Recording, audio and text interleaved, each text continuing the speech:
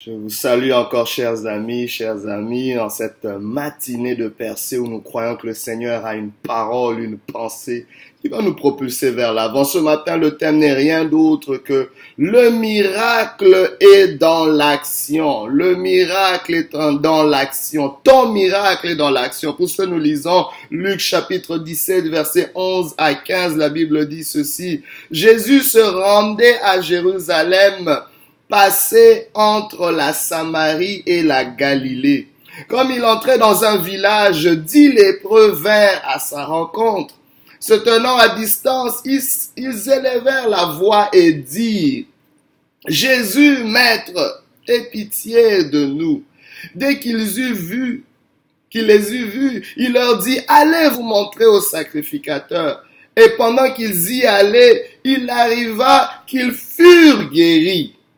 L'un d'eux, se voyant guéri, revint sur ses pas, glorifiant Dieu à haute voix. Le miracle est dans l'action. Le miracle est dans l'action. Ce matin, Dieu s'adresse à ceux qui ont besoin d'un miracle, d'une intervention divine. Je m'adresse à ceux qui attendent que Dieu fasse quelque chose que l'homme ne peut pas faire. Oh, bien-aimé, je suis aussi dans ton cas. On a tous besoin de quelque chose.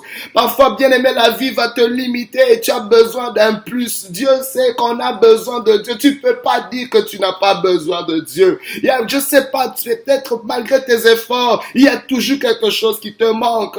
Tu aimerais que Dieu agisse d'une manière ou d'une autre, peut-être dans la santé de ton père ou je sais pas, dans la vie de tes enfants ou dans ton foyer. Tu as besoin d'un miracle parce que ce que tu fais ne suffit pas. Bien aimé, les miracles sont une provision que Dieu accorde pour les limites de l'humanité. C'est très important parce que on ne peut pas tous dépendre, se remettre à ce que nos capacités peuvent faire. Oui, nos capacités peuvent, mais Dieu peut encore plus. Dieu a toujours voulu qu'il y ait une collaboration entre Dieu et les hommes, bien-aimés. Dieu a sa part, nous avons notre part, mais il y a une provision ce matin. Il y a un miracle, mais ce miracle est dans ton action. Ce miracle est dans ton action. Il y a peut-être quelqu'un ce matin, tu as beaucoup d'idées et tu te demandes, waouh, j'ai des idées d'affaires, j'ai des idées de ceci, mais j'ai pas de provision, mais j'ai pas d'opportunité, j'ai pas de possibilité. Oh, ce matin, Dieu te dit, avec tes idées,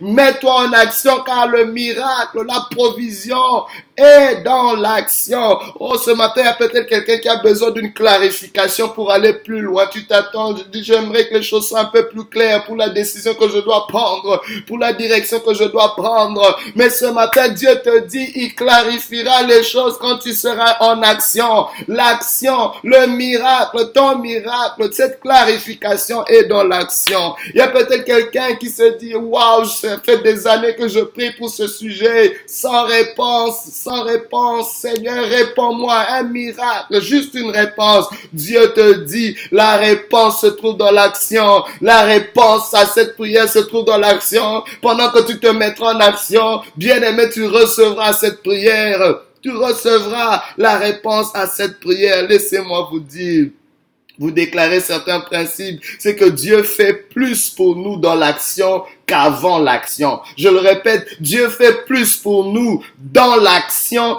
qu'avant l'action. Cela s'est répété à maintes reprises à travers des saintes écritures que je fouille. Je vois que Dieu fait beaucoup plus dans l'action qu'avant l'action. Dieu est un Dieu qui veut qu'on puisse collaborer. Dieu sait les capacités qu'il a mis en nous. Dieu ne peut, laissez-moi vous dire que Dieu fait plus à travers nous que pour nous. Il y a beaucoup de gens qui vont s'attendre, Seigneur, fais. Oui, Dieu va faire.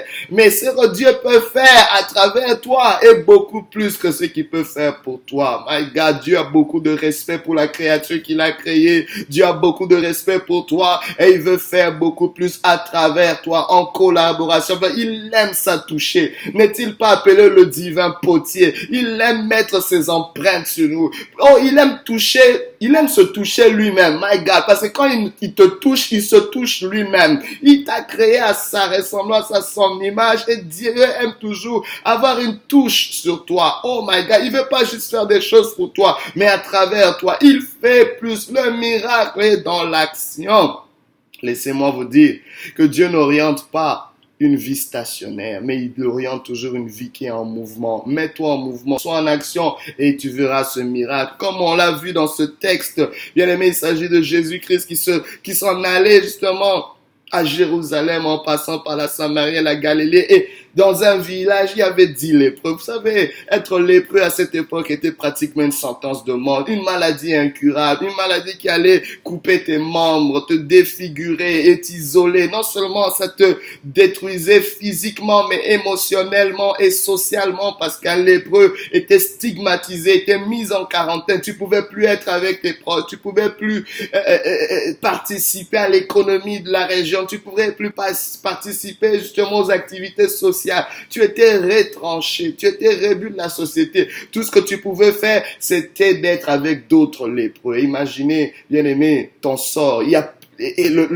La capacité d'espérance à un avenir meilleur était de plus en plus réduite. Que fais-tu, bien-aimé, quand tu ne vois pas la lueur au bout du tunnel? Que fais-tu quand tu es limité dans un conditionnement, dans une condition qui ne te permet pas d'attendre à quelque chose de meilleur, d'oser même, de te permettre même de voir des jours meilleurs. Et c'est ce qui se passait avec ces 10 lépreux. Et il y avait une loi stricte. Laissez-moi vous dire, les hommes généralement mettront en quarantaine ceux qui ne peuvent pas résoudre. Et les hommes, que ce soit dans vos familles, que ce soit dans vos entreprises, quand il y a quelque chose qui dépasse l'entendement humain, on a tendance à le mettre de côté. On a tendance à l'isoler. On a tendance à le cacher. On a tendance à le mettre hors de notre chemin pour ne pas nous souvenir de notre incapacité, de nos échecs. Je ne sais pas qui ce matin on t'a mis de côté simplement parce que ton cas sentait mauvais, simplement parce que ton cas dépassait les capacités des hommes. Mais laisse-moi te dire ce matin, même si les gens t'ont rejeté parce qu'ils pouvaient rien faire pour ton cas, ce matin viens, il y a un miracle pour toi. Il y a un miracle que Dieu veut faire au travers de toi. Dieu veut t'utiliser pour un miracle. Dieu, oh my God, il y a un miracle pour toi, mais dans l'action.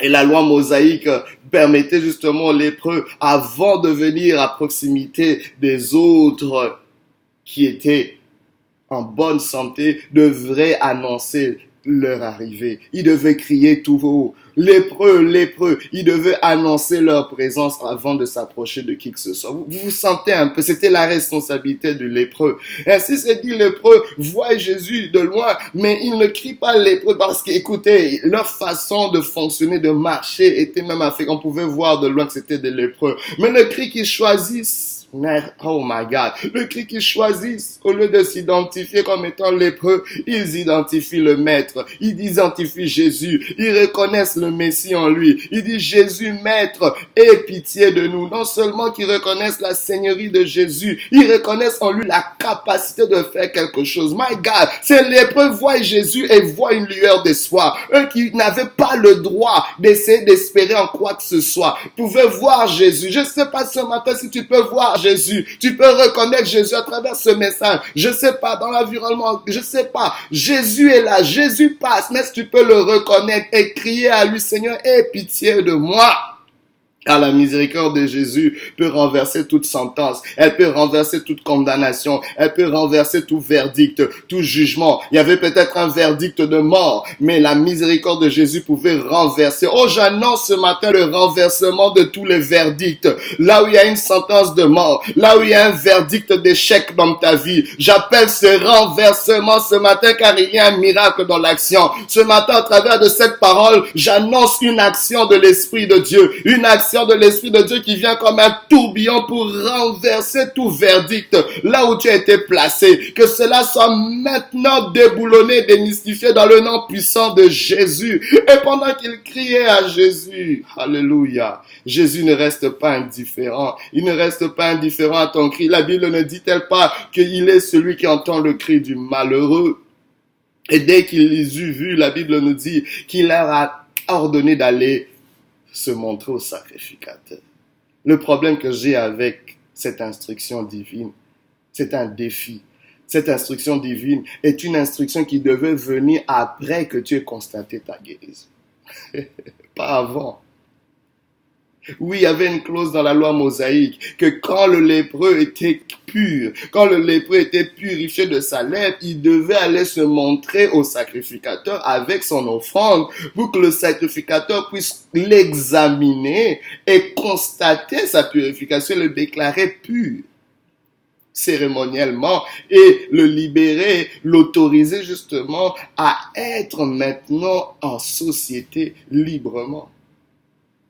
Mais Jésus fait le contraire, my God. Jésus lui dit, montre-toi au sacrificateur comme si tu étais déjà guéri. Jésus lui dit, mets-toi en action comme si tu avais déjà reçu le miracle. Jésus est en train de le défier, my God. Jésus est en train de le pousser à poser un acte, une action.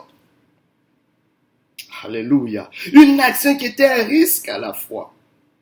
Dieu le pousse, Jésus le pousse à poser un acte avant même l'accomplissement du miracle. Comme si la parole même de Jésus portait le miracle en soi. My God, je ne sais pas à quel niveau tu considères la parole de Dieu. La Bible déclare, il créa ce monde par la parole. Il envoya sa parole et sa parole les guérit. On dirait que les lépreux avaient la révélation de qui s'adressait à eux. Ils n'ont pas obtempéré. Ils se sont pas mis à questionner. Ils se sont pas mis à douter, à remettre en question l'instruction de Jésus. Ils sont juste allés vers le sacrificateur. De tous les lépreux qu'ils étaient, sans être purs, ils sont allés chez le sacrificateur. Et la Bible déclare, pendant qu'ils y allaient, ils constatèrent qu'ils étaient guéris. My God. Le miracle est dans l'action. Le miracle est dans ton action. Il y a quelqu'un pendant que tu prendras l'acte le plus challengeant, le plus anodin, l'acte le plus risqué peut-être.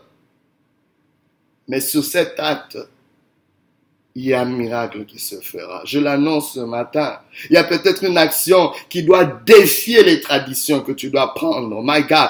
Une action qui doit défier le statu quo autour de toi. Les lépreux ont posé cet acte qui défiait leurs traditions, qui défiait même la loi. My God. Ils pouvaient être lapidés à cause de cet acte.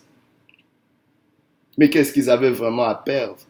Rester vivre sous cette sentence de mort, sous cette condamnation, plutôt que de saisir la possibilité de voir un renversement. Oh mon Dieu, je prendrai cette parole, je prendrai cette occasion. Oh my God, si tu ne reçois cette parole, moi je la reçois à ta part. Je la reçois à ta place. Je la reçois pour toi, je la reçois pour moi-même. Car j'ai besoin d'un miracle. Bien aimé, j'ai besoin de poser cet acte.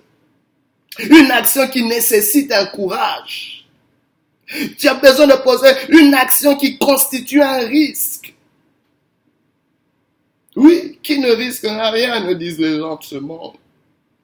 Laissez-moi vous donner ce principe, cette clé.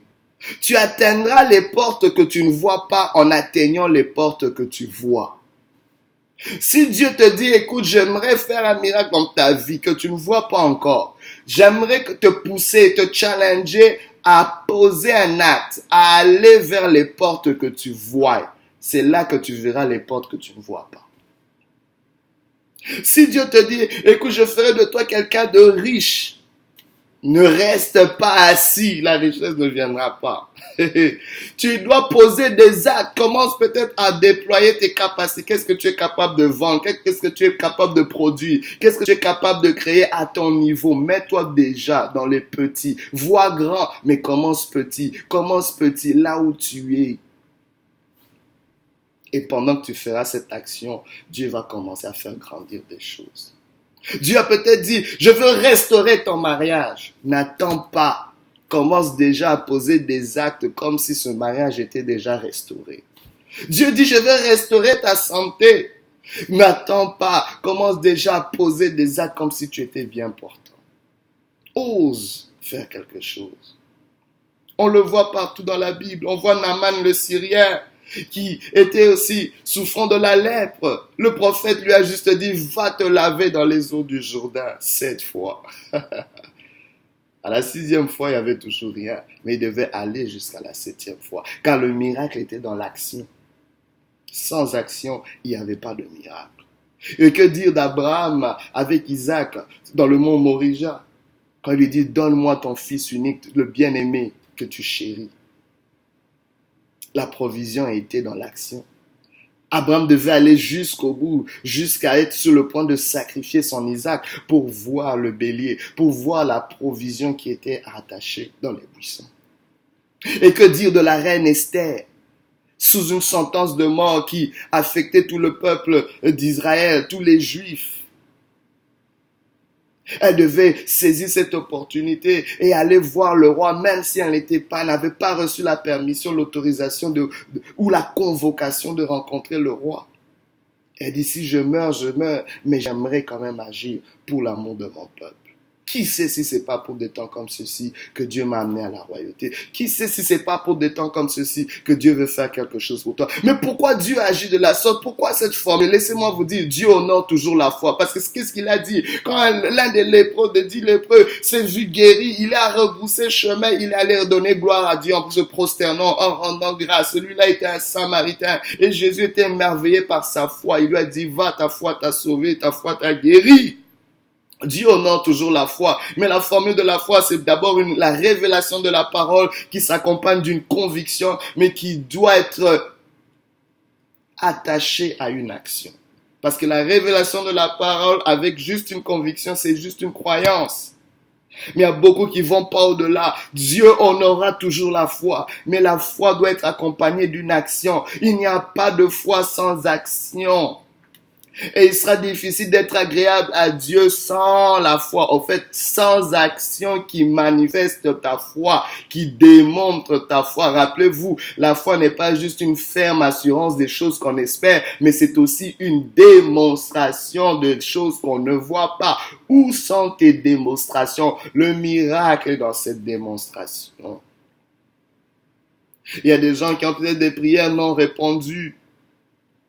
Mais laissez-moi vous dire, Dieu ne répondra jamais à deux sortes de prières. La prière, quand Dieu a déjà donné quelque chose, il ne va pas donner ce qu'il a déjà donné. C'est une prière que Dieu répondra, pas parce qu'il va dire qu'il a déjà donné. Tout ce que tu as besoin de faire, c'est de recevoir ce que Dieu a déjà donné. Ne prie pas pour quelque chose que Dieu a déjà donné. Reçois-le. Recevoir, c'est aussi une action. Une deuxième prière que Dieu ne répondra jamais, c'est une prière que toi tu as la part de faire quelque chose. Quand c'est ta part et pas la part de Dieu, Dieu ne répondra jamais à cette prière-là. Ta part, c'est d'agir. Mais comment nous devons faire ce matin? J'aimerais que tu puisses apprendre à te considérer comme partenaire de Dieu. Partenaire de Dieu en posant des actions. Car Dieu a sa part, tu as aussi ta part. Ta part, c'est de poser des actions. Ce matin, décide de vivre selon les promesses et les prophéties de Dieu dans ta vie. Prends cette décision ce matin. Ce matin, commence par une prière, mais ne t'arrête pas par la prière. Ne t'arrête surtout pas par la prière. Que ta prière soit accompagnée d'une action. Que ta prière soit, Seigneur, révèle-moi l'action stratégique que je dois poser. Ce matin, j'aimerais que tu puisses avoir une instruction comme ces lépreux. Reçois l'instruction de la part de Dieu. Ce matin, au-delà d'une instruction, reçois la lumière. Car Dieu n'a pas seulement besoin de parler pour communiquer. Car Dieu communique à travers la lumière. La Bible déclare qu'il habite une lumière inaccessible. Ce matin, si tu entends sa voix, n'endurcis pas ton cœur. Car le plus grand des miracles a été fait par une action divine. Dieu a tant aimé le monde qu'il ne s'est pas arrêté dans le ciel. Il est descendu. Il a donné son Fils unique. My God, afin qu'il croit en lui, ne périsse point, mais ait la vie éternelle. Bien-aimé, ce matin, si tu entends sa voix, n'endurcis pas ton cœur, car il y a un miracle qui est sur le point de se faire dans ta vie. À tous ceux qui l'ont reçu, il a donné le pouvoir de devenir enfant de Dieu. Le plus grand miracle, c'est celui du salut. Que Dieu te bénisse, que Dieu te fortifie et que Dieu t'accorde des actions qui seront accompagnées de grands miracles. Sois béni au nom de Jésus. Alléluia.